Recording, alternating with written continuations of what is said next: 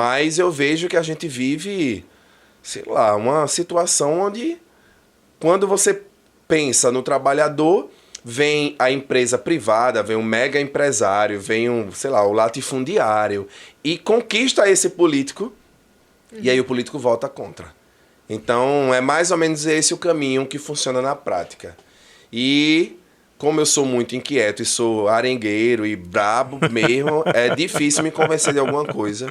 E aí, por isso que eu sou, assim, meio que chato para essas pessoas que estão em posições de liderança política. Eu sou um problema para prefeito, eu sou um problema para governador, eu sou um problema para todo mundo. Problema para uns... Só não sou um problema pra gente, Eu ia dizer né? isso agora, problemas para uns, soluções para outros, né? Pode crer. Por nós aí a luta é grande. E eu penso assim, né? O marco temporal da pandemia, ela fez com que a gente ganhasse um holofote. E acredito que de lá para cá a gente percebe que muitos enfermeiros conseguiram ocupar lugares de destaque, de protagonismo. E assim, pensando nessa prerrogativa do protagonismo e de como isso se repercute na categoria, você acha que hoje a enfermagem não ocupa mais espaço por falta de interesse ou por esse espaço de oportunidade mesmo não estar disponível? Eu acho que não é por esses motivos. Eu acho que a enfermagem não ocupa mais espaços porque termina que a gente se acomoda um pouco. A gente, sei lá, não sei explicar, mas a gente se acomoda e termina vendo aquele espaço de conforto, apesar de ser difícil, mais tranquilo de viver do que se arriscar. É meio que imposto a enfermagem isso. Se você arrisca isso aqui, você pode perder isso aqui. Sim. E se você perde isso aqui que já paga tão mal, como é que você vai sobreviver? Como é que você vai levar o pão da sua família para casa? Então, essa zona de conforto que a enfermagem cria, ela não é uma zona de conforto que a gente escolheu ter, mas ela foi imposta à enfermagem. Então, não dá espaço para esse profissional, entendeu? Se ousar mergulhar nessa luta. Política é uma luta muito grande. Ainda assim tem uns que tentam. Hoje a gente tem deputados federais da enfermagem, Maravilha. Senadores da enfermagem, apesar que os senadores da enfermagem, meu Deus do céu, não estão cuidando da gente. Ajudem a gente. Tem deputado federal da enfermagem que também não está olhando para a enfermagem, mas tem uns que estão, né? Ana Paula, Bruno, Rejane, são grandes lideranças e grandes inspirações. Então a gente precisa ampliar. Isso aí, Diego, é fato. Ampliar, manter, que a gente não pode dar passo atrás. Se a gente der um passo atrás, o que é que vai ser? Nosso futuro vai deixar na mão de quem, né? Sim. A chance de a gente ir crescendo, a gente deixa na mão de quem? Então a gente tem que ampliar. Mas para ampliar, nossos colegas precisam se sentir motivados a ampliar. E de onde é que vem essa motivação? Quando ele ganhar melhor. Quando ele ganhar melhor, quando ele entender que o mundo do trabalho é dinâmico, que se ele sair dali, ele vai achar um emprego em outro lugar. Então, a gente precisa melhorar essas condições de salário, de vida, para a gente poder ter espaço. Para os mega empresários, os donos de hospitais, sabe? O hospital privado, as falsas cooperativas e por aí vai, os governadores e os prefeitos, quanto mais a enfermagem está sem condições de dar um passo político, está mais escravizada, eles dominam mais. Eles têm mais poder. Então, difícil é esse cenário acontecer. A gente tem que realmente ter aqueles entusiastas trabalhando, conseguindo esses espaços para que a gente tenha uma mudança real no futuro. Porque a enfermagem é a segunda maior profissão do Brasil. A primeira são os metalúrgicos. Isso. Os metalúrgicos elegeram um presidente metalúrgico, né, da República. A enfermagem merecia também fazer isso. Eu me vejo muito candidato à presidência da República. Que maravilha escutar isso. É um plano para dar 15, 20 anos, mais ou menos. Que maravilha escutar isso. E a gente pensa assim, toda essa consciência que você foi adquirindo ao longo do tempo, e a gente volta para a linha do tempo que a gente está traçando desde o começo do episódio aqui. Né? Formação, atuação em diversas áreas, representação de categoria, chega na vida parlamentar. Quais são as principais pautas que você vem trabalhando, que você vem defendendo? O piso da enfermagem realmente é a maior prioridade? Como é que tem se comportado a tua atuação hoje na Alep? Veja, quando eu chego na Alep, de cara a minha prioridade é a enfermagem. Eu crio a primeira frente parlamentar estadual do Brasil, né, em defesa da enfermagem, e começa a escrever projetos de lei compulsivamente. Tipo, hoje eu tenho mais de, sei lá, 500, mais de 500, acho que 509 projetos de lei inscritos tramitando na casa. Então, eu passei a ficar com toque em escrever projeto de lei, em estudar, em escutar a enfermagem, escutar o povo, escutar os menos favorecidos, sabe? Escutar outros segmentos para a gente criar. Eu queria ter um mandato emblemático. Não à toa que desses projetos de lei a gente tem 93 leis já. Eu consegui ter 93 leis. O primeiro enfermeiro a fazer lei em Pernambuco. Isso é emblemático já, sabe? Então, a minha pauta, ela inicia com a enfermagem e aí eu entendo no decorrer do mandato que vai passando de que eu não estou ali para representar só a enfermagem. Só a enfermagem. Né? Eu estou ali para representar o nosso povo inteiro, Pernambuco inteiro. E aí eu começo a ingressar em outras temáticas e pautas. Eu elejo a saúde pública, porque está ali automaticamente vinculada à minha profissão. Então a saúde pública ela passa a ser algo muito forte no meu mandato. Linha de cuidado também em saúde. Então, por exemplo, uma das leis mais importantes que eu tenho é a lei do AVC. Sim. Sabe? Toda a linha do cuidado hoje que a gente tem por acidente vascular cerebral em Pernambuco, que é copiado por outros estados, é uma lei minha. Então eu passo a trabalhar muito essa pauta da saúde, do bem-estar, das condições de vida. E aí ingresso na segurança pública, né, cuidando aí dos concursados, e aí passo a ter uma pauta de defesa da mulher muito grandiosa, porque eu me torno integrante da Comissão de Defesa dos Direitos da Mulher. Sou um dos poucos homens da comissão, inclusive, mas aí eu entro nessa seara de defesa da mulher, do esporte, do lazer. Então vou ali, namorando com outras áreas e, recentemente, passo a presidir a primeira comissão permanente em defesa da pessoa com deficiência e atipicidades, e essa vira uma pauta, meu Deus do céu, que é uma das mais importantes que eu tenho e que é importante para todo mundo, para todos nós. Eu passo a ter uma relação mais forte com mães atípicas, com pessoas com autismo, sabe, com neurodiversidades. Passo a ter essa convivência e a me apaixonar por isso. Então, hoje, me incomoda quando a gente não vê um ambiente inclusivo. Me incomoda quando a gente vê uma pessoa com preconceito, com quem tem deficiência, sabe? Me incomoda ver um autista ser tratado de uma forma diferente. E aí passo a ter essa pauta. Ontem a gente teve uma audiência pública para discutir transporte público para as mães atípicas. E aí essa pauta vira uma das minhas pautas principais. Se eu fosse eleger, tipo, o que é que mais você trabalha hoje? De tudo. Sim. Eu diria saúde pública e enfermagem, pessoas com deficiência e atipicidades e segurança pública, especialmente ali na constituição de efetivo novo para a segurança pública e de melhores condições de delegacias e ampliação de delegacias. Hoje eu vejo que essas pautas estão muito fortes no meu mandato.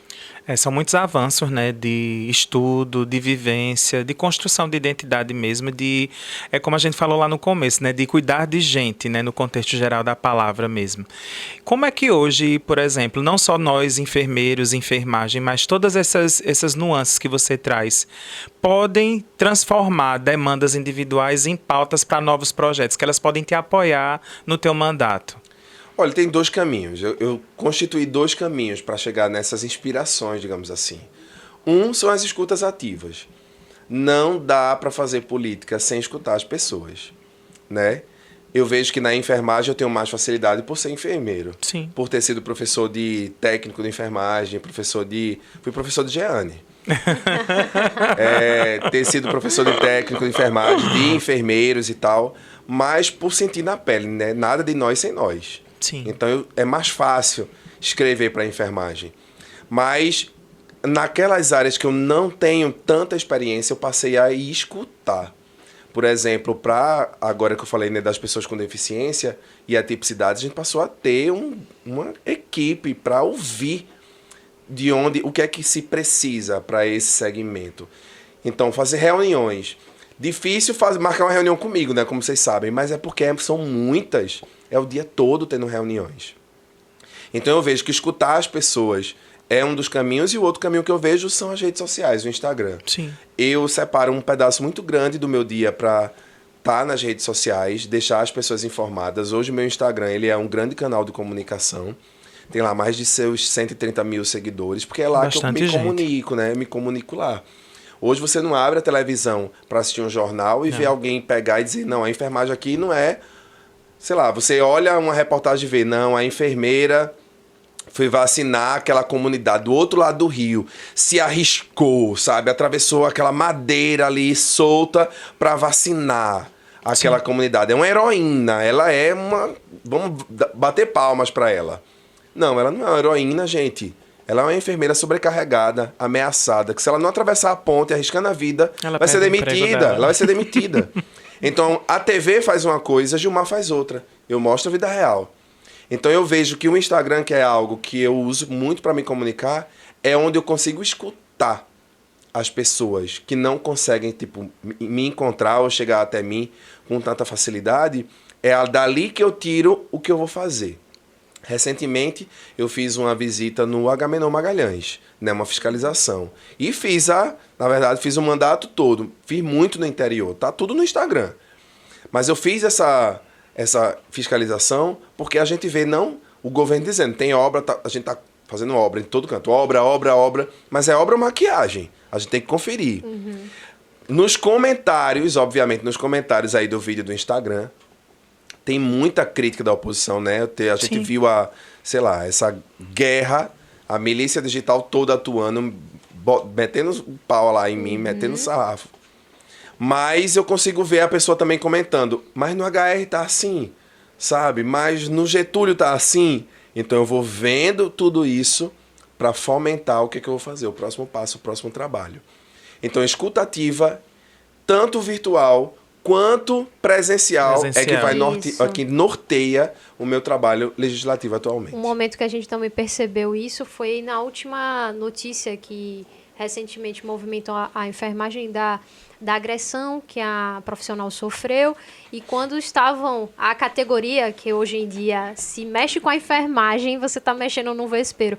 Quando a gente foi defender a profissional, então vieram muitas pessoas em cima, mas não tem prova, mas não tem filmagem, e assim, começaram a politizar até a nossa defesa com relação à violência. E assim, infelizmente, a gente tem essas questões, né, ameaças e ofensas, mas a gente tem que olhar positivamente para essas pessoas que estão representando. Eu sempre comento, não pare, você é necessária para a nossa categoria. Então, mesmo que as pessoas caiam em cima, né, ofendendo no privado, não parem de defender a categoria, a gente precisa disso. Sempre. De fortalecimento. E assim, Saiu o laudo do IML, ontem ou hoje, né? Não lembro exatamente, mas saiu comprovando a agressão, né? Lá do senador. Isso foi revoltante. Exato. Eu não sei como ela não deu um tapa de volta na cara desse homem. Sério, não sei como ela não fez isso. Mas a gente se poda, né? A gente se controla. A nossa profissão, ela é muito elegante.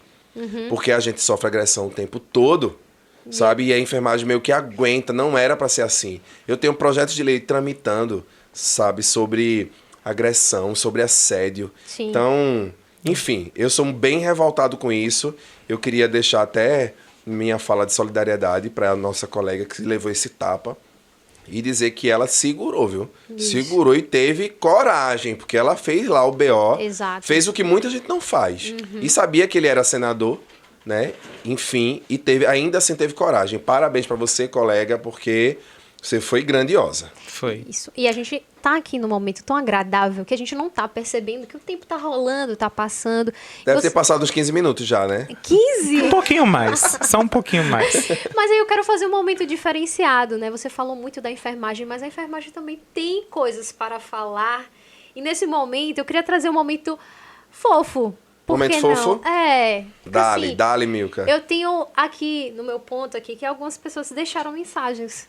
Foi? Temos então, mensagens. Olhe para a lente da verdade e a gente vai mostrar aqui. Eu quero só que você escute.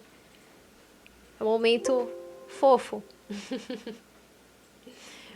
Fala, meu querido Gil. Que felicidade, para mim é uma honra poder estar aqui nesse momento, mesmo que de forma mais simples, mas poder contribuir nesse dia tão especial para você e para todos nós. Quero te dizer, cara, que você para mim sempre foi uma fonte de inspiração inesgotável. Eu te admiro desde o processo da minha formação como um profissional, passei a te admirar ainda mais quando você se tornou deputado, e como amiga não tenho nem como dizer e expressar em palavras o quanto eu sou grato pela tua amizade. Então, eu gostaria de desejar para você felicidades, continue sendo essa pessoa que você é, tão especial, e que dias por dias melhores, dias de luta e dias de glória. Parabéns, muito obrigado pela tua amizade, fica com Deus e sucesso sempre. Parabéns, Gilmar. Satisfação poder falar de você um pouquinho. Quero desejar aí felicidades, mais sucesso aí na sua luta pela enfermagem, que você é incansável. Que Deus te abençoe, te dê sabedoria, discernimento. E esse é um forte abraço do seu amigo Rogério, que torce por você sempre. Tamo junto, meu amigo. Oi, Gil. Eu sei que muita gente aqui vai falar do deputado, da potência de liderança que é Gilmar Júnior. Mas eu queria muito aqui falar do Gilmar que eu conheci como professor na sala de aula, nas palestras, nos congressos. Mas, para além disso, do ser humano excepcional que nos ensina fora de todos esses espaços. Nos ensina muito numa luta pela profissão, na valorização, e mesmo vivendo tantas adversidades nos espaços que você ocupa, alvo de tantas críticas, conjecturas, muitas cobranças infundadas, você se mantém firme, é exemplo dessa firmeza para todos nós, e é um ser humano excepcional. Eu quero te dizer que eu te amo muito, que eu tô aqui sempre, e eu só te desejo que você sempre esteja perto dos verdadeiros. Amo você. Bom, falar de Gilmar Júnior é muito difícil, inclusive, né? Porque Gil é uma pessoa ímpar, né? Uma pessoa de uma luz imensurável. Quem conhece ele, né, mais próximo, sabe que ele tem um coração imenso, é uma pessoa extremamente altruísta, que cuida muito de quem está perto, né, assim como dos demais, mas que tem o prazer de conviver com ele, sabe que ele cuida, ele abraça, ele acolhe, e ele quer promover para você o máximo de bem possível. Então, é uma honra, né, poder dizer que eu sou amiga de Gilmar, é uma pessoa que foi meu professor, é meu colega de trabalho, meu colega de profissão, meu colega de luta e meu amigo. E a melhor característica dele é ser meu amigo. Então, eu amo muito, admiro demais e torço para que os caminhos dele sejam sempre iluminados. Então, Gilmar Júnior, essa grande referência, esse grande homem, esse grande enfermeiro, hoje também deputado estadual, essa grande referência para todos nós. Eu tenho um orgulho, né, de estar ao lado desse grande homem que luta todos os dias em prol da enfermagem pernambucana, em prol da população pernambucana, né? E falar de Gilmar são tantos adjetivos, é uma pessoa que me referencia muito, né? É uma pessoa que já vem na luta há muitos anos e hoje ele tem ocupado outros espaços, esperando que ele ocupe novos espaços também, para melhorar ainda mais tanto a nossa profissão como a população pernambucana. Então, falar de você, Gilmar, que é essa pessoa especial, né? Essa pessoa que a gente admira tanto, que eu gosto, né, de estar perto de você, de aprender com você, de estar junto, né? Então, quero dizer que eu tenho um grande orgulho de você. Eu amo você. Um forte abraço. Gil, meu amor, passando aqui pra dizer que eu te amo muito e desejo a você as melhores coisas desse mundo. Oro por sua vida todos os dias e peço a Deus que cubra sua vida de muitas bênçãos, tá bom? Aqui, Thaís, que além de sua amiga, é sua irmã de coração. Um abraço fraterno e bem carinhoso. Oi, Gil, que honra estar aqui falando pra você, meu amigo. A sua história, ela emociona, ela inspira. Como enfermeiro, como deputado estadual, você carrega uma força e uma profissão que cuida e luta com muita coragem. A sua voz, ela representa milhares. O seu trabalho, ele transforma a vida de tanta gente e dignifica a enfermagem em todo o nosso país. Como amigo, eu te trago pela lealdade, pela coragem de encarar a vida de frente, mesmo quando a vida aperta, pela capacidade rara de sorrir todos os dias. Você não ocupa um espaço, você constrói diariamente um legado em nossas vidas. Te amo muito, sou muito feliz em ter você na minha vida. Muito obrigada. Gil, meu amor, tô aqui pra dizer o quanto eu te amo, o quanto eu te admiro, o quanto eu te acho incrível, um cara massa, um coração grandioso, uma inteligência surreal. E te agradecer, né? Te agradecer por trilhar essa vida ao meu lado, me deixar trilhar do teu lado, sabe? A gente tem dito um pra outro que, por mais que falte qualquer coisa, nunca vai faltar a gente, tá? Se sinta abraçado, se sinta acolhido, conta comigo sempre, vou estar aqui do teu lado porque daí vier, tá? Não esquece, amo você demais, demais. Tchau, pretinha, te amo. Que conversa é essa de momento fofo, menina? Quase que eu morro aqui segurando o choro. E tinha mais, eu acho que ficou faltando. Teve outras pessoas que mandaram mensagem, mas assim, a gente vai colocar pra você. Nossa, eu preciso agradecer a Sinésio, Rogério, Carol, Suzana e Almi, que são as pessoas que falaram aí. Fiquei extremamente emocionado tentando imaginar, meu Deus, que se eu soltar esse choro aqui, lascou, vou acabar o programa de hoje. Mas me emociono muito porque acho que eu continuo lascado agora, tô emocionado. Porque eu digo que não é fácil também ser meu amigo, não é fácil ser familiar. Porque eu vivo muito na rua, trabalhando. Vixe, isso aí vai cortar, né, minha gente? Vai cortar, né? É difícil porque eu trabalho demais, gente. Muito, muito. Então, é a festa que eu não vou, é a viagem que eu não vou fazer. É o almoço da família que eu não vou conseguir ir. Mas eu acho que a gente tem que focar no nosso povo, em dar melhorar a vida das pessoas. Sempre foi meu objetivo de vida. Tô conseguindo fazer, mesmo trabalhando muito, dormindo pouco, mas sou arrodeado dessas pessoas que me dão força. E aí me dão esse azinho quando falta. E aí a gente vai conseguindo viver e fazer o melhor possível. Então é isso. Obrigado, gente. Eu amo vocês demais e obrigado por ter paciência. Coisa linda, né? É.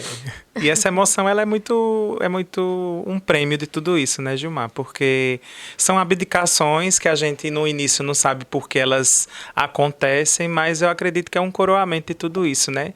São perdas de um lado, mas ganhos de outro, né? Então tem que pensar nesse sentido.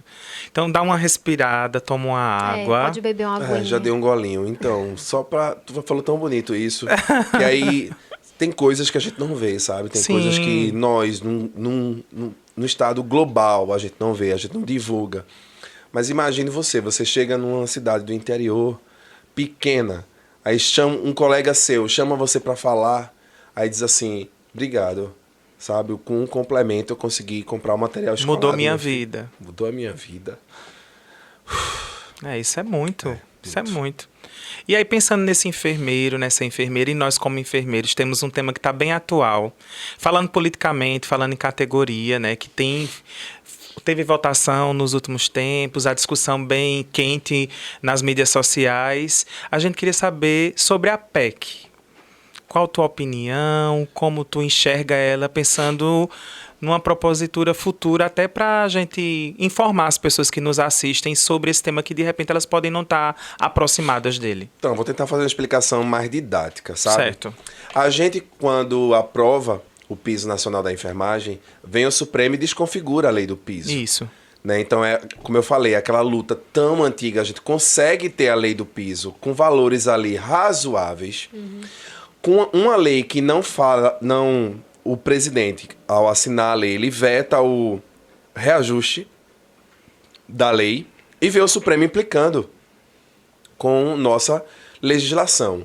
Então a gente entende que a gente precisa, de uma forma estratégica, dar uma reviravolta nessa desconfiguração da lei.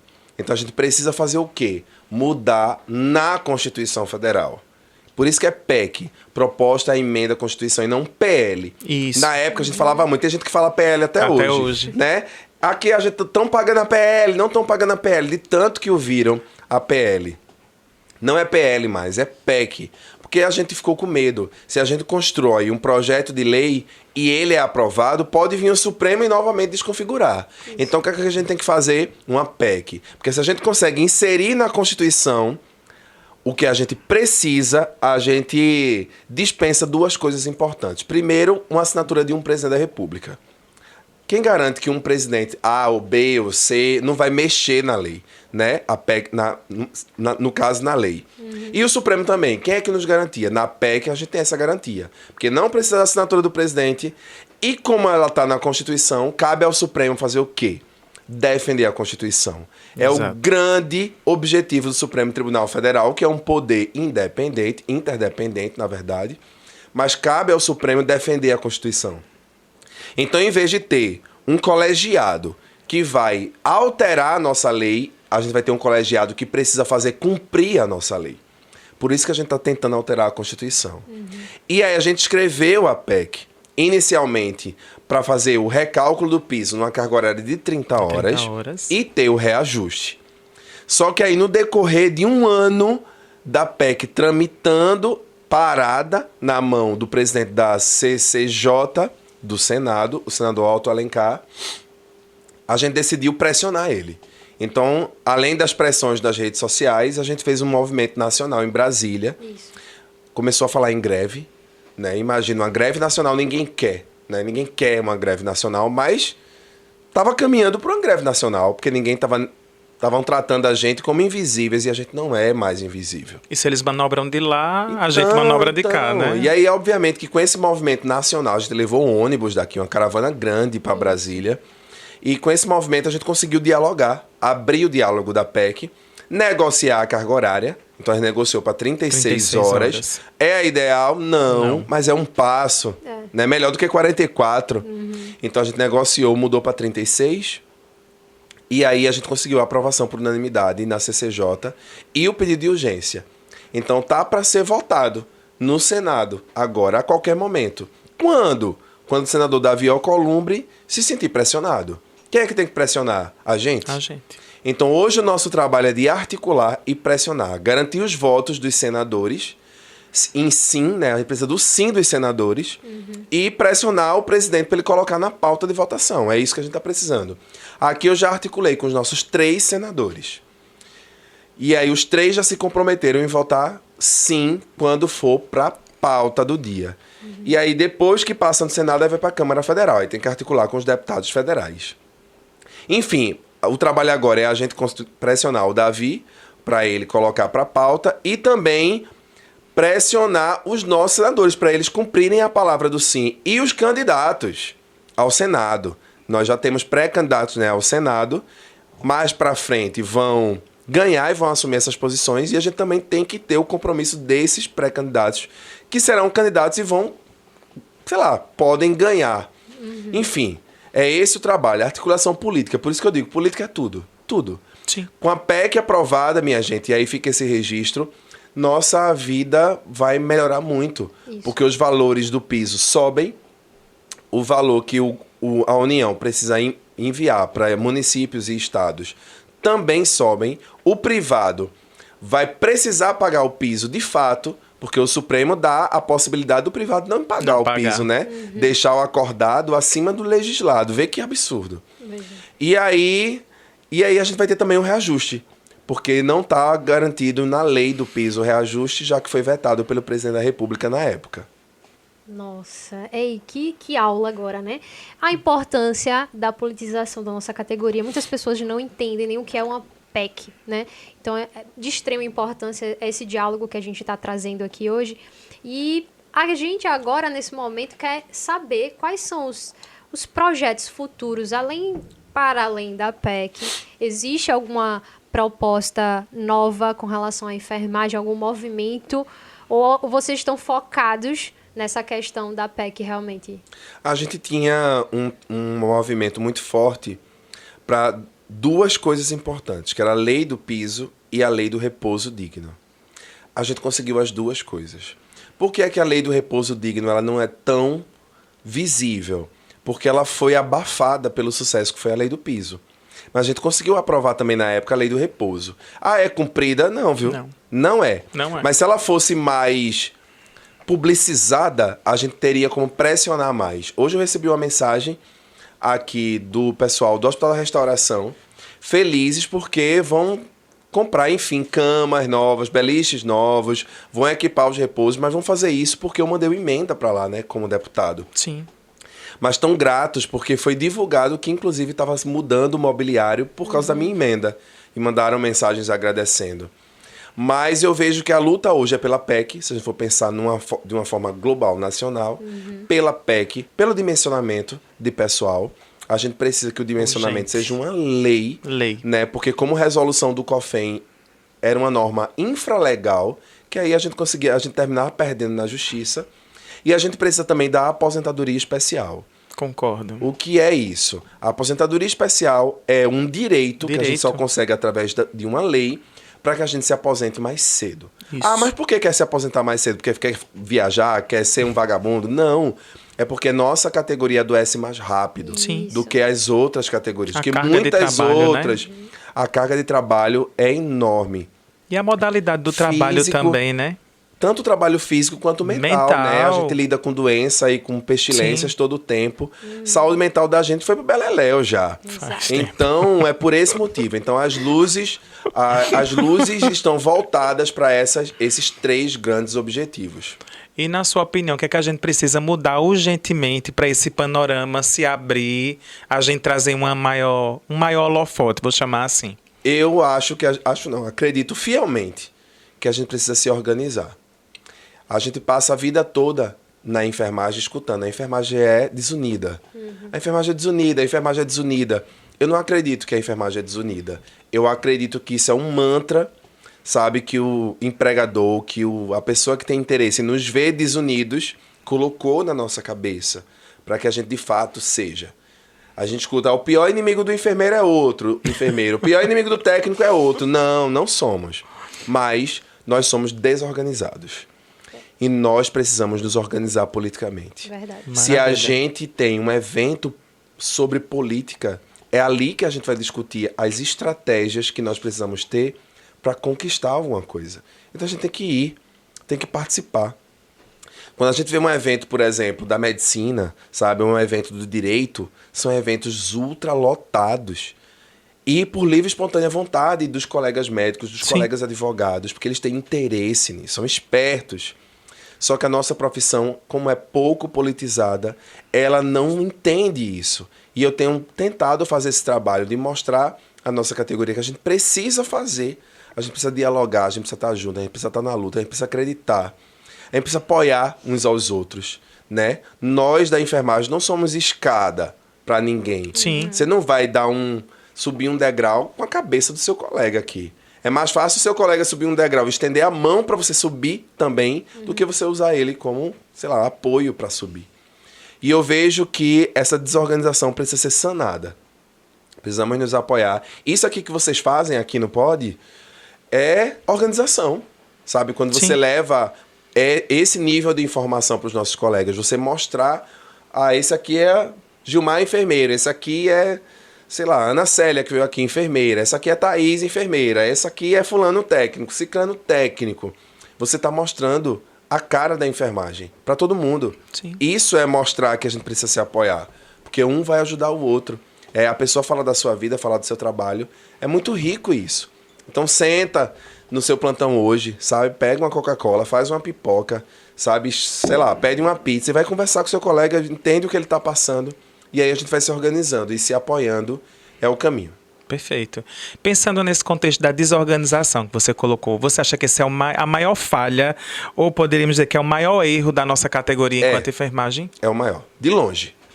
Você não está devidamente organizado ao ponto de você saber onde você vai trabalhar. E eu não estou falando trabalhar no dia a dia, a técnica da enfermagem, não. Onde você vai trabalhar para mudar. O que é que você pode fazer para mudar? Eu não posso fazer nada, eu estou amarrado em meio mundo de plantão. Só que você tem isso aqui, bebê. Celular. Aqui você pode fazer um trabalho muito bonito, muito importante. Quando você compartilha alguma coisa da luta da enfermagem, você já está fazendo. Já é muita coisa. Quando o sindicato chama para uma paralisação, um movimento de rua, é importante ir muito, demais. Porque termina que você se torna partícipe da luta.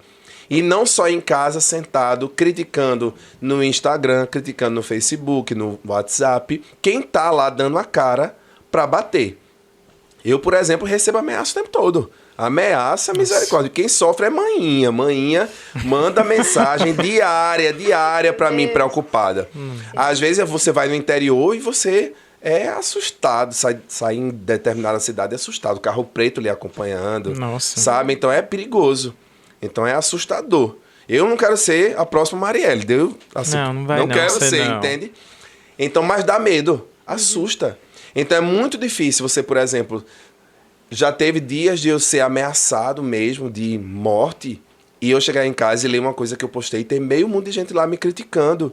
Eu digo, meu Deus, eu fui ameaçado hoje. Já chegou a apagar alguma postagem por causa disso, não? Ixi, eu não apago nada. Eu já cheguei a responder. Tem hora que eu tenho vontade até de esculhambar a pessoa que tá lá falando. Me controlo. Mas já chorei muito. Eu sou muito mole, muito chorão. E aí, às vezes, eu leio alguma coisa que aí eu boto pra chorar. Minha equipe sabe disso. E aí eu escuto muito, não entra, não lê. Aí às vezes tem postagens que eu evito ler os comentários, mas não deixo de postar. Achando bom, achando ruim, eu sou muito fiel ao meu trabalho, é o que eu me propus a fazer. Eu vou lá e faço. E não tenho medo. Não tenho medo de ninguém. Não tenho medo de prefeito, não tenho medo da governadora, não tenho medo do presidente da república. De nada. Vou lá e faço. Mas eu esperava mais apoio dos meus colegas. Dói muito quando vem um colega fazer uma crítica mais ácida porque tem um cargo dado pela governadora do estado. Isso aí é mesmo que me matar. Mas eu ainda assim encaro e toco a vida pra frente. Embora que a luta é grande.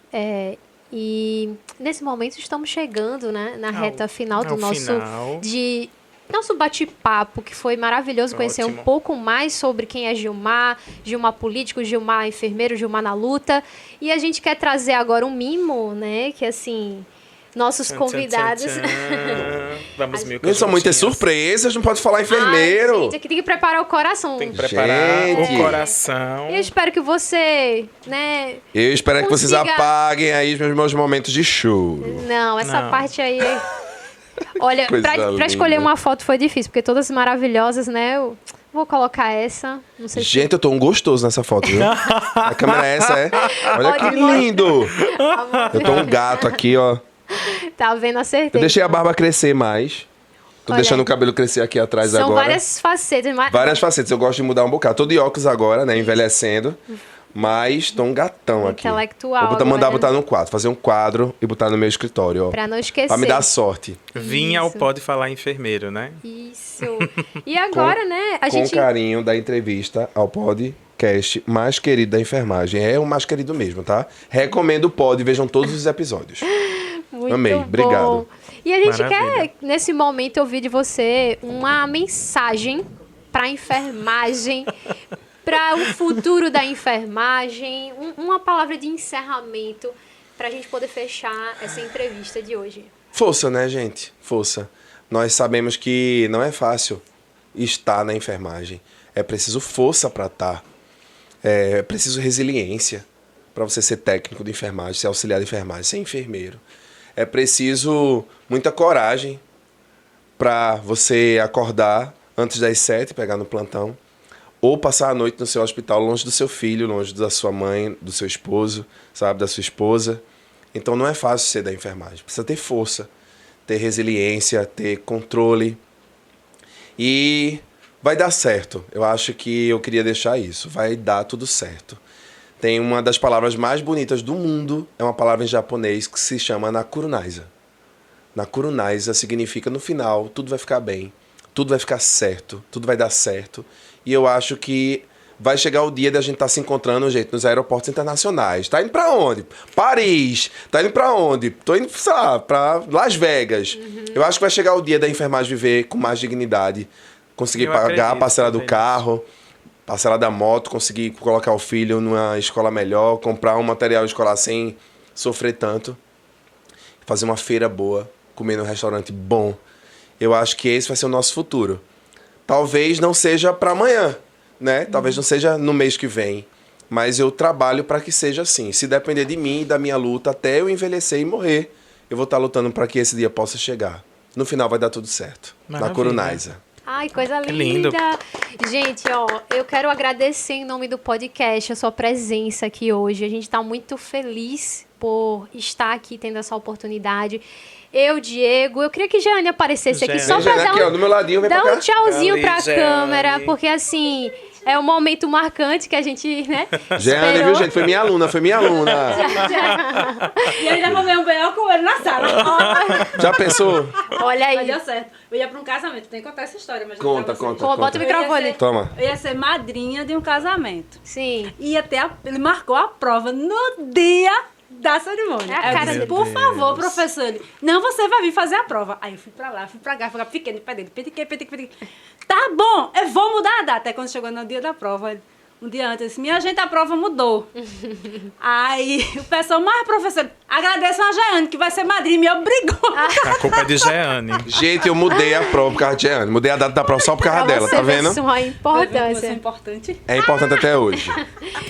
Obrigado, É isso. amor. Prazer ter você aqui, viu? Obrigado, eu que agradeço. E, Gilmar, obrigado por estar conosco.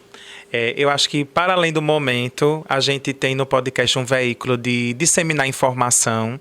Acho que suas palavras, elas motivam muito quem vai nos assistir. E eu não falo só do profissional, né? Eu falo do estudante, eu falo de quem está pensando em ser enfermeiro, ou para aquela pessoa que está sonhando chegar em outros lugares e que ela ainda não sabe por onde começar.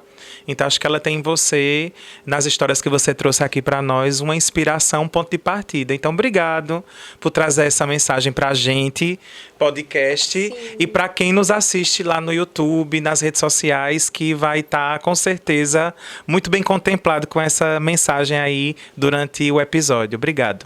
Eu que agradeço.